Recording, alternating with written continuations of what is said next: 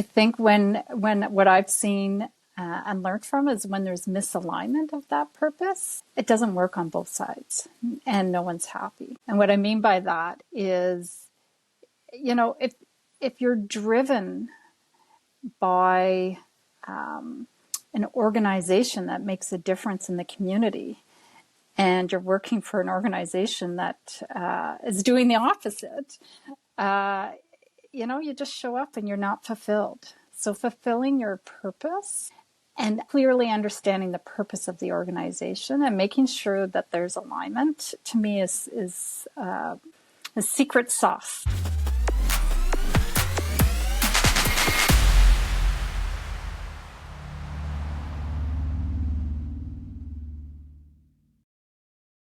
It's fancy, right, Louise? Well, welcome back to the Coachful Coaching Leadership Podcast. I'm David, and today I'm here with Louise. And right before we jumped on this podcast, Louise was doing some MacGyver stuff. Laptop didn't work. iPad started working. Put in earbuds. I think we're set now, right? Technologically, we're okay? We're all good. All right. We're rocking and rolling, Louise. Why don't you take a few minutes to introduce yourself to all the listeners out there? Yeah.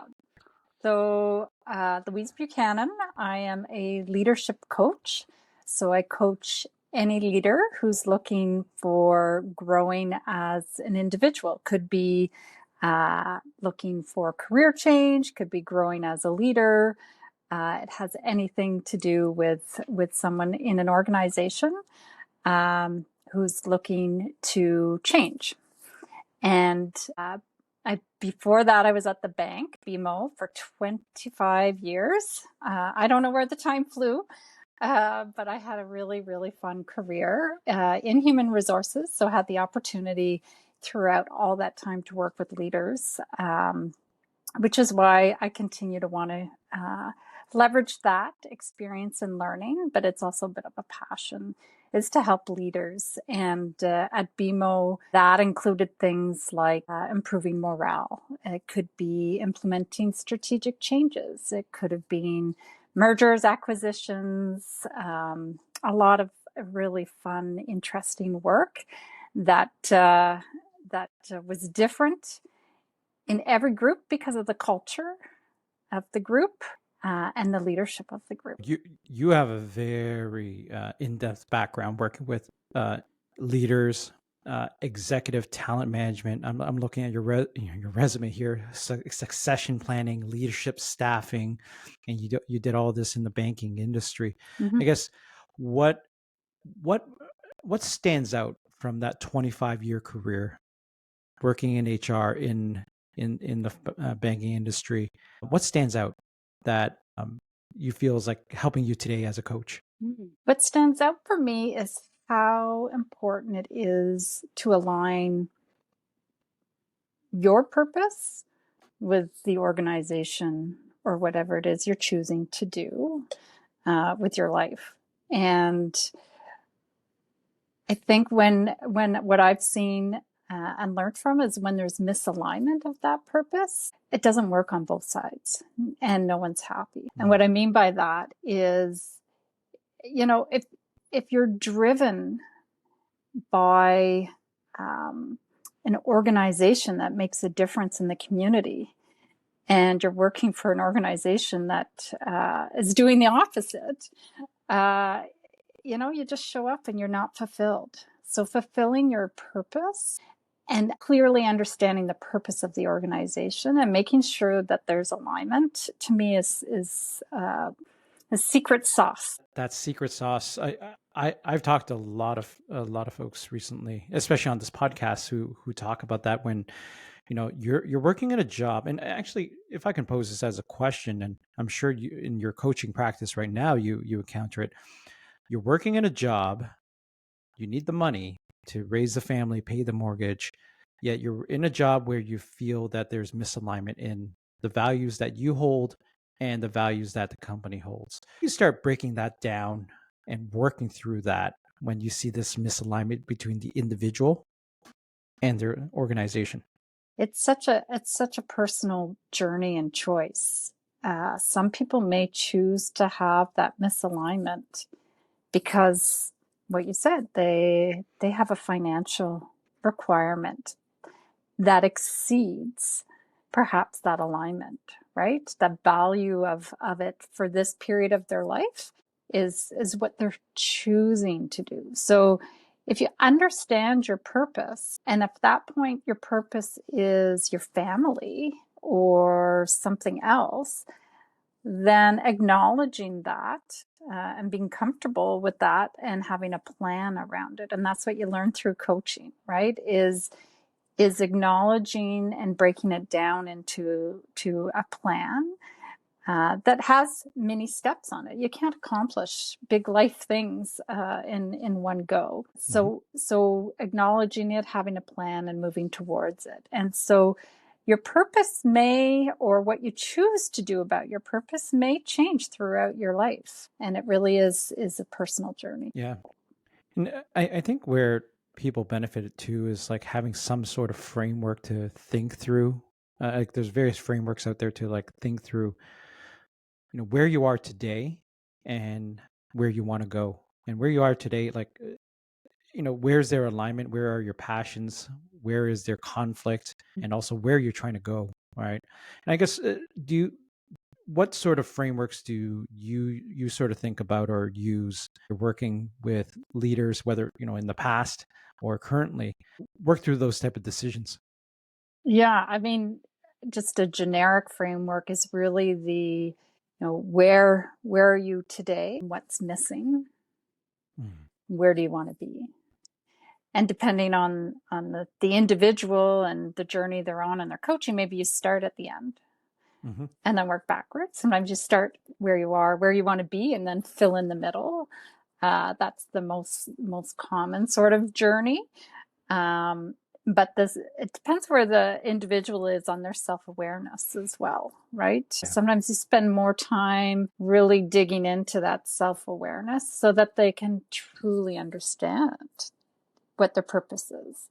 I've met so many people who, in my career, who were just looking to get promoted because that's what you did. You work in a bank. Yeah. Everyone around you is getting promoted. So I want to be promoted. When they actually didn't even want to be promoted. They were totally happy with where they were at, what they were doing, and the balance. They actually wanted to spend more time doing volunteer work and, working on their kids' sports teams and doing things like that than they did getting promoted. And so the framework that you use and the journey that you go on with the coach on co-creating that really is dependent on the individual. Yeah, no, that's great. And just kind of like focusing on like, have that end in mind and work backwards. And it's pretty interesting too. I find when like in my world too, I've asked, you get a lot of like, oh, well, I think the natural next step for me is to go from individual contributor, because they've topped out where they are, becoming a manager. And it's interesting when you look at the why behind it. For a lot of people, it's a natural next step. And that's not a great motivation, in my opinion. It's a totally different job, but exactly what you're saying, like promotions, like to what end? What is that promotion giving you that you don't have today? And for some folks, it's money, it's prestige, but it's I think you can end up feeling pretty empty at the end. Once you hit the top of the ladder, you realize, well, there's got to be more to it than just getting a title and money. And I think that's when a lot of people go to coaches like you. It's like, I don't think I've actually thought about what my purpose was. My purpose was just to get the next rung on the ladder. And that's pretty empty. Yeah.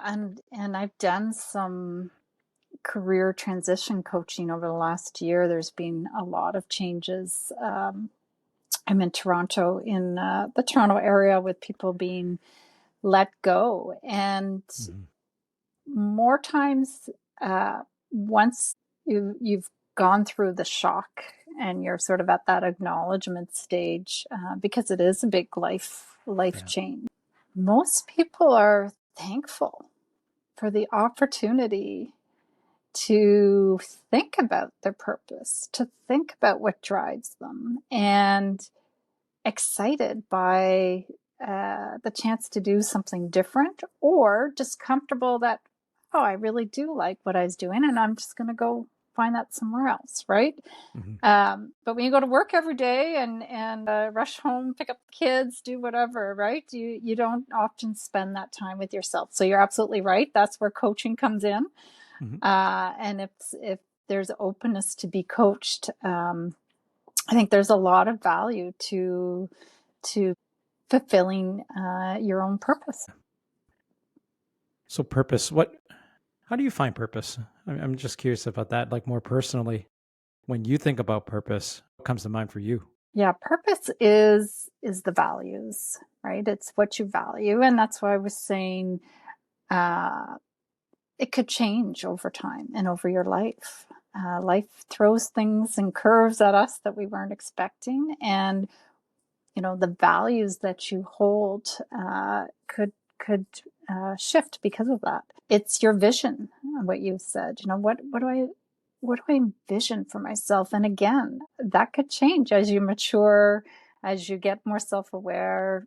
Maybe I thought I always wanted to lead teams, and then you realize over time, wow, I really like working just on my own. And what was I thinking? Teamwork. I don't want to do that, right? So I can work with others, but I don't want to sit down and do performance reviews, right? And attitudes, I think, is also part of purpose, right? So that's from a personal standpoint, and then from a company standpoint, for me, that purpose is the company defining not just their vision. They always have some sort of vision, right, to be the best North American bank, whatever, but it's the values that underpin that vision, and it's the way they treat their employees, and all the framework, policies, procedures, the way they hire, everything under the sun that supports those values and that purpose. Yeah, you you've talked a lot about values behind purpose and such, and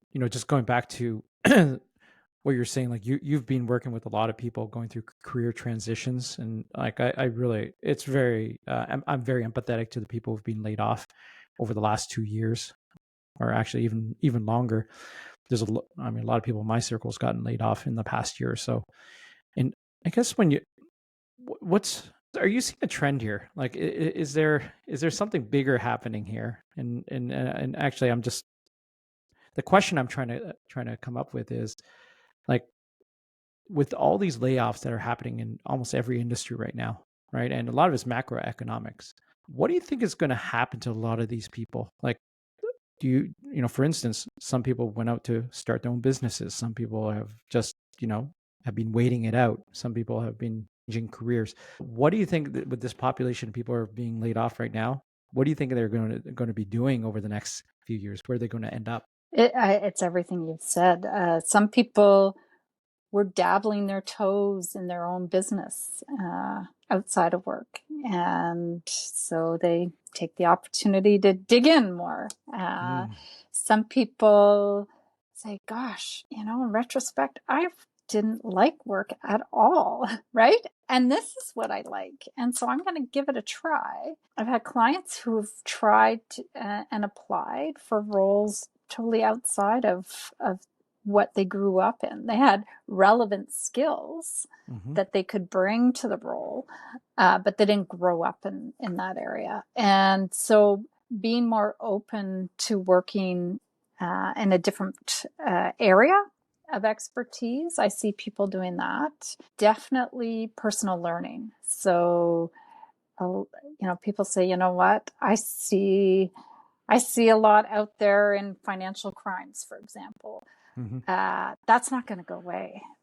We see that getting bigger and bigger, right? And so some people are saying, let me look at the market and what's going to be there for a while, what's there to stick. So like financial crimes, I'm going to go take a bunch of courses on that and become, a bit of an expert and get a career path in that. Mm-hmm. And some people are like, you know what, I loved what I did. I'm just going to try it in a different industry, right? And Yeah. that's what they do. And some people are hired back. I've had a few clients hired Yes. back to the company Boomerangs. Yeah. that let them go, right? And unfortunately, companies sometimes are making decisions to meet a financial target and with speed. And when you do that, maybe it's not always well thought out, and that's when you have people boomerang, as you called it. I'm always curious in also the prevention side of things. And so when I think of prevention context is it seems like a lot of times it takes a certain major crisis or milestone for people to think, oh, maybe I didn't like that job that I had. And I guess like any advice from what you've seen in your career, any advice for how can you identify while you're working and not waiting for a layoff or some other major crisis to happen to identify maybe it is time to change now versus waiting for someone else to dictate your future? Well, I say get a coach. Everyone needs a coach, whether it's just for one session or many sessions. Having a coach to talk through what's on your mind, and then really dig into like what's holding you back, what are you happy about, what are you not happy about, right? And so coach for sure. But you could also ask for feedback, and not all companies, well, they say they have that in their culture, they don't, the leaders actually don't do it, right? Yeah. I spoke with a leader the other day in the health sector, and she's like, yeah, I encourage my team to provide feedback to me all the time, and I give them feedback. I said, oh, that's great. I said, so who's giving you feedback on your team? Well, no one. Mhm. And so a lot of leaders say, I have an open door policy, right? Like, and I'm open to feedback, but they aren't actually. Or they don't give the culture, they don't open the culture for that. And so if we all were able to get feedback around, what are your strengths? What are your weaknesses? Like, what are you good at? And why aren't you doing more of that or this? It would enable you to self-reflect. And by doing that self-reflection, you could go, wow, everyone's telling me I'm really good at public speaking. Maybe I should pursue that, right? Yeah. Or everyone's telling me, like, I keep getting feedback that I'm not a great manager. Let me think about that, right? So, but if we're all going to be quiet and not be open with feedback, then it's much harder to understand your strengths and your weaknesses. I'm curious, on that topic, like what are some of the most challenging coaching conversations you've had? The most challenging ones is when someone is so caught up in their negative emotions around what's going on in their life that they can't move forward. And so the coaching then turns more into how to work through those emotions before you can even move forward on anything else. And so that was one of the most difficult ones, because when someone enters a coaching engagement very open, you can make progress much quicker. Yeah. I, you just brought something to mind. Like I coached someone recently, and it was it's funny when some companies offer coaching programs, right? And so there are some people who a lot of people who sign up for it are kind of like, okay, I get what this is. There's a population that don't get what it is, and they come into those sessions. You tell me what I need to work on. Yeah. I'm like, oh, that's okay. That's not how this works, right? Yeah. But yeah, I mean, it's as an individual, you could be your own you can be your own worst enemy in Yeah. holding yourself back. Actually, that's usually what is the case, right? Is you're holding yourself back, right? Mm-hmm. So just kind of looking at the present right now, Louise Buchanan executive coaching. What are you working on there? Well, I'm having a lot of fun right now. I'm working with leaders in the not-for-profit and the healthcare also in the financial industry. So just enjoying working with leaders in all those different types of industries. And as I'm working with them, a lot of them are really enjoying leveraging the HR background. And so I've noticed that I'm able to, I'm putting together tools and little programs for the clients that, once we're done our coaching, for them to reflect on and to help them continue to progress in between our coaching sessions. So just starting my business, right? It's been a year, but leveraging the coaching that I've done over the 25 years, as well as all the HR leadership practices that I have. I am curious, like just stepping out of the corporate world and moving into building your own business. What's been unexpected, and what was a surprise for you? Yeah, the unexpected, honestly, is how much I'm enjoying not working in a big company. After doing it for so long, and I truly enjoyed the benefits of that, right? You work in a big company, you can shift your career in so many different ways that I did, and almost feel like you're starting up in a different company, because within a large company you have all those different cultures, different strategies, different leaderships, right? That you work with, and so I thought I would really miss that, but instead I'm seeing, wow, that experience is so helpful for what I want to do, and this is kind of fun to do something totally different. Yeah. So I'm surprised how much fun I'm having. I mean, in our conversations, I could see like how much you enjoy it, right? Yeah. And that's why I'm very curious, like what. So, just in terms of like running a business, though, like what was there anything else that was unexpected? Like that was, I guess, more on the negative side, right? Um, for instance, I've talked to people where they said like it was the transition from corporate world was the fact that it was unstructured actually was scary at first. Like one of my friends there, she was saying that, but she's having the time of her life now, right? Like this is actually really fun. But I'm just wondering if there was anything else that almost like in a negative way, like, oh geez, I don't know about this, or was it all great right from the beginning?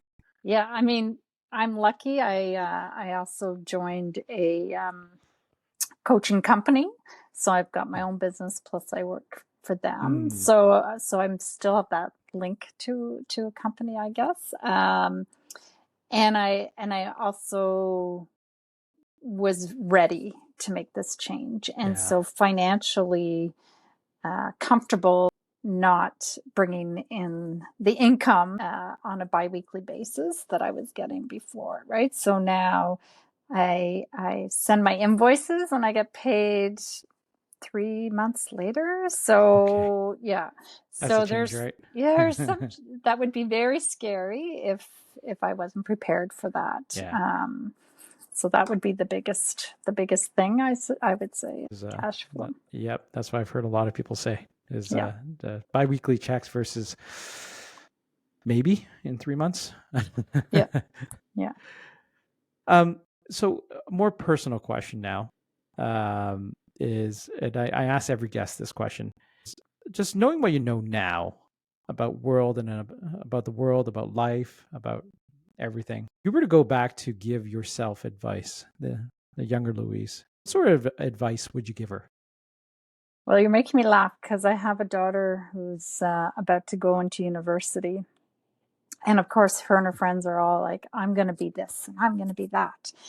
And and so I feel like I'm the little Louise through her, and I Mm-hmm. keep telling her, don't make a decision. You can have 5 careers, you can have 10 careers, you can dabble your toes in sciences, and then decide you want to be whatever else you want to be, right? Mm-hmm. Like any learning that you give yourself, whether it's through an experience or through education, whatever, you can leverage. You can leverage in whatever you choose to do. It's not lost. And so that's the advice I'm giving my daughter. And I keep asking her to just stop and enjoy life and not get so worked up about, what am I going to do in 4 years, right? And so, but also for myself, I wish I had gotten a coach earlier in my life. I really do. And I see others invest in themselves and see the benefits of it. And I think if I had spent that time doing that self-reflection of, okay, what do I love? What do I want to do? Okay, I thought I wanted to do this, but now I realize I want to do that. So how do I get there, right? And it's so easy with having I have a family, I have elderly parents. Like, it's so easy to get caught up in just trying to get through day by day and to put yourself aside, right? Oh, wonderful. Yeah. So the last question, Yeah. I always leave it to my guests to ask me. Oh. Yes. We keep this interesting. What do you want to ask me? I'm going to edit it out. Yeah. My question to you is, how have you changed as a leader since you've taken the coaching course? I listen more. I'm more patient. And not everything's urgent. I can list that off pretty quickly because those were very tangible changes. Need I say more? More empathetic to the other people as well. I mean, all those are connected. You know, when I wanted something done, I was pushing to get it done yesterday. Everything became a fire drill and everything was urgent. Wasn't patient because of that. You see where I'm where I'm going, and because of that, is a lot of it was not necessarily having the right amount of empathy for the person who's receiving the request, right? And so, just I don't think I was terrible, but I don't think I was great there, and I've been very conscious to watch myself there, right? Not everything's a fire drill. Very conscious about what is most important at this moment. So that's what's changed for me. That's a lot. It's a lot. There's a lot of layers to that too. But I've been very conscious about it. And, look, I mean, we're constantly changing. Nothing's permanent. Even as we're speaking right now, you and I are changing at a cellular level.